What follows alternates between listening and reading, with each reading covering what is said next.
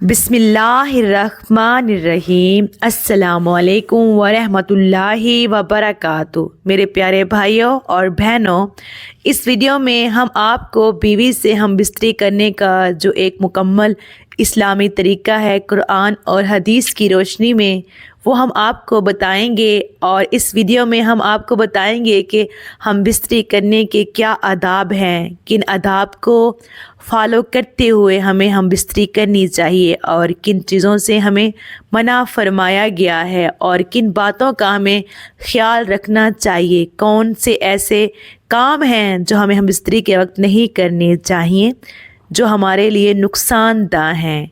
तो मेरी बहनों और भाइयों, ये वीडियो बनाने का मकसद हमारा ये था कि जो हमारी नौजवान नस्ल है, वो जिन्हें हम बिस्तरी का सही इस्लामी तरीका मालूम नहीं है, जो इस्लामी तरीके के मुताबिक बीवी से हम बिस्तरी नहीं करते, वो बहुत से ऐसे नुकसानात उठाते हैं कि जिनका उन्हें पता नहीं होता। अगर वो तरीका जान लें कि तरीका क्या है हम बिस्तरी करने का, तो कभी भी वो ऐसे जो नुकसानात इन्हें उठाने पड़ते हैं नहीं उठाने पड़ेंगे। ये वीडियो आपके लिए बहुत ही ख़ास है, तो ये वीडियो आखिर तक लाजमी देखिएगा। ख़वातीनो हज़रात, मुबाशरत यानी सोबत या जमा करना सुन्नत और कार सवाब का काम है। कुरान मजीद में रब अज़्ज़ वजल फरमाता है, तो जब उनसे सोबत करो और तलब करो जो अल्लाह ने तुम्हारे नसीब में लिखा हुआ। और हदीस पाक में आया है कि तुम में से अपनी बीवी के साथ मुबाशरत करना भी सदका है। इमाम गज़ाली रज़ियल्लाहु तआला अन्हा फरमाते हैं कि जब कभी मुबाशरत करें तो नियत सिर्फ मज़ा लेने या शहवत की जो आग है वो बुझाने की ना हो, बल्कि नियत ये रखो कि ज़िना से बचो कि और औलाद जो है वो हमारी नेक पैदा होगी। अगर इस नियत से मुबाशरत करेंगे तो सवाब पाएंगे। मुबाशरत से पहले वज़ू कर लें, इसके बहुत से फ़ायदे हैं। और मुबाशरत से पहले खुशबू लगाना सुन्नत है। खुशबू जमा और असबाब जमा में मददगार है। मर्द को चाहिए कि अपनी बीवी पर जानवर की तरह ना करे। उम्मुल मोमिनीन हज़रत आयशा सिद्दीक़ा रज़ियल्लाहु तआला अन्हा से मरवी है कि रसूलुल्लाह सल्लल्लाहु अलैहि वसल्लम ने फरमाया, जो मर्द अपनी बीवी के साथ इसको बहलाने के लिए इसके हाथ को पकड़ता है तो अल्लाह अज़्ज़ वजल उसके लिए एक नेकी लिख देता है। जब मर्द मुबाशरत से अपनी औरत के गले में हाथ डालता है, इसके हक़ में 10 नेकियां लिख दी जाती हैं। और जब औरत से जमा करता है तो दुनिया और जो कुछ इसमें है उन सब से बेहतर है। जब दूल्हा और दुल्हन कमरे में जाएं और तन्हाई में हो तो बेहतर है कि सबसे पहले दूल्हा और दुल्हन 2 रकत नमाज नफल शुक्राने जो हैं शुक्राने के अदा कर लें। अगर दुल्हन हैज़ की हालत में हो तो नमाज ना पढ़े, लेकिन दूल्हा जो है वो ज़रूर पढ़े। सोबत से पहले खुद बेचैन ना हो जाएं, अपने आप पर पूरा इत्मीनान रखें, जल्दबाजी ना करें। पहले बीवी से प्यार भरी गुफ्तगू करें, फिर बोसोकनार के ज़रिए उसे मुबाशरत के लिए आमादा करें। इस दौरान दिल ही दिल में ये दुआ पढ़ लें, बिस्मिल्लाहिल अलीय्यिल अज़ीम, अल्लाहु अकबर, अल्लाहु अकबर। इसके बाद जब मर्द औरत सोबत का इरादा कर लें तो बरहना होने से पहले 1 मरतबा सूरह इखलास जो है उसको पढ़ लें। सोबत हमेशा तन्हाई में करें और ऐसी जगह करें जहां किसी की अचानक आग खुलने का ख़तरा ना हो। उस वक्त कमरे में अंधेरा कर लें। रोशनी में हरगिज़ जो है वो हम बिस्तरी ना करें। बीवी का हाथ पकड़कर मकान के अंदर ले गया और दरवाज़ा बंद कर लिया और लोगों को मालूम हो गया कि मुबाशरत करने के लिए ऐसा किया है तो ये मकरूह है।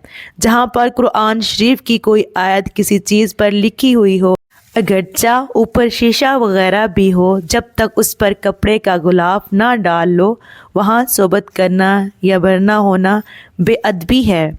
जो बच्चा समझता हो और दूसरों के सामने बयान कर सकता हो, उसके सामने सोबत करना मकरूह तहरीमी है। किसी की 2 बीवियाँ हों तो एक बीवी से दूसरी बीवी के सामने सोबत करना जायज़ नहीं है। सोबत के वक्त قبلے کی طرف منہ یا پیٹ کرنا مکروہ خلاف ادب ہے۔ اس بات کا ہمیشہ خیال رکھیں کہ جب بھی ہم بستری یعنی مباشرت کا ارادہ ہو تو یہ معلوم کر لیں کہ کہیں عورت حیض سے تو نہیں ہے۔ عورت سے صاف صاف پوچھ لیں۔ عورت کی بھی ذمہ داری ہے کہ وہ اگر حیض میں ہو تو بلا جھجک اپنے شوہر کو اس بارے میں آگاہ کر دے۔ اگر عورت حالت حیض میں ہو تو ہرگز مباشرت نہ کریں۔ ان ایام مباشرت کرنا بہت بڑا گناہ ہے۔ عورت اگر کسی پریشانی یا بیماری میں مبتلا ہو تو اس کی صحت کا خیال رکھیں اور ہرگز مباشرت جو ہے وہ نہ کریں۔ اس کے علاوہ خواتین و حضرات صحبت جو ہے وہ کھڑے نہ کریں۔ یہ جانوروں کا طریقہ ہے اور بیٹھ کے بھی نہ کریں۔ یہ مرد اور عورت دونوں کے لیے نقصان دہ ہے۔ صحبت کے دوران گفتگو نہ کریں، ہمیشہ خاموش گوئی جو ہے وہ اختیار کریں۔ اعلیٰ حضرت علیہ رحمۃ اللہ فرماتے ہیں کہ جماع کے دوران بات چیت کرنا مکروہ ہے۔ بچے کا گونگے یا توتلے ہونے کا خطرہ ہے۔ صحبت کے دوران مرد کسی دوسری عورت اور عورت کسی دوسرے مرد کا خیال جو ہے وہ ذہن میں نہ لائے۔ ایسا کرنا بہت بڑا گناہ ہے اور زنا کرنے کے زمرے میں آتا ہے۔ صحبت کے بعد فوراً پانی نہ پئیں کیونکہ اس سے سانس کی بیماری ہونے کا خطرہ ہے جو ہے وہ پیدا ہو جاتا ہے۔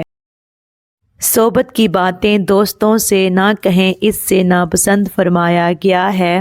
سرکار دو عالم حضرت محمد صلی اللہ علیہ وآلہ وسلم نے فرمایا، جس کسی نے صحبت کی باتیں لوگوں میں بیان کی، اس کی مثال ایسی ہے جیسے شیطان مرد اور شیطان عورت سے ملے اور لوگوں کے سامنے ہی کھلے عام ہم بستری یا صحبت جو ہے وہ کرنے لگ جائے۔ اس کے علاوہ مباشرت کرنے کا جو طریقہ ہے وہ کیا ہے؟ شریعت اسلامیہ میں مباشرت کے لیے کوئی خاص وقت نہیں بیان کیا گیا ہے۔ نماز کے اوقات کے علاوہ دن اور رات کے ہر حصے میں صحبت کر سکتے ہیں۔ صحبت کے لیے سب سے بہتر وقت رات کا آخری حصہ ہے، کیونکہ رات کے پہلے حصے میں جو غذا ہے وہ آپ نے پیٹ بھر کر کھائی ہوتی ہے اور بھرے پیٹ سے مباشرت کرنے سے صحت کو بہت نقصان ہوتا ہے۔ بھرے ہوئے پیٹ سے یعنی اگر آپ کھانا کھاتے ساتھ ہی ہم بستری کرتے ہیں، اس سے آپ کو کیا کیا نقصانات ہوتے ہیں۔ انزال آپ کا جو ہے وہ جلدی ہو جاتا ہے، معدہ کمزور ہوتا ہے، ہاضمے کی قوت کمزور ہو جاتی ہے، جگر پر ورم آ جاتا ہے، شوگر کی بیماری ہو جاتی ہے، اولاد کن ذہن پیدا ہوتی ہے۔ رات کے پہلے حصے میں صحبت کرنا مکروہ ہے کہ صحبت کے بعد پوری رات ناپاکی کی حالت میں جو ہے وہ آپ کو سونا پڑے گا۔ بعض علماء نے شبہ جمعہ، جمعرات کی رات اور جمعے کے دن مباشرت کرنا جو ہے وہ مستحب کہا ہے۔ اذان اور نماز کے وقت مباشرت نہ کریں، اس سے اولاد نافرمان جو ہے وہ پیدا ہوتی ہے۔ ہر مہینے کی چاند رات یعنی چاند کی 15ویں شب اور چاند کے مہینے کی آخری شب مباشرت کرنا مکروہ ہے۔ ان راتوں میں جمعہ کے وقت شیطان موجود ہوتا ہے۔ تو خواتین و حضرات، یہ تھے کچھ آداب ہم بستری کرنے کے جو ہم نے آپ کو آج کی اس ویڈیو میں بتائے ہیں۔ تو خواتین و حضرات، اگر آپ کو ہماری یہ آج کی ویڈیو پسند آئی ہو تو اسے صدقہ جاریہ کے طور پر یہ ویڈیو کو شیئر کر دیں۔ اللہ پاک کے 99 ناموں میں سے ایک نام ٹائپ کیجیے گا۔ اللہ پاک آپ سب کا حامی و ناصر ہو۔ جزاک اللہ۔ اللہ حافظ۔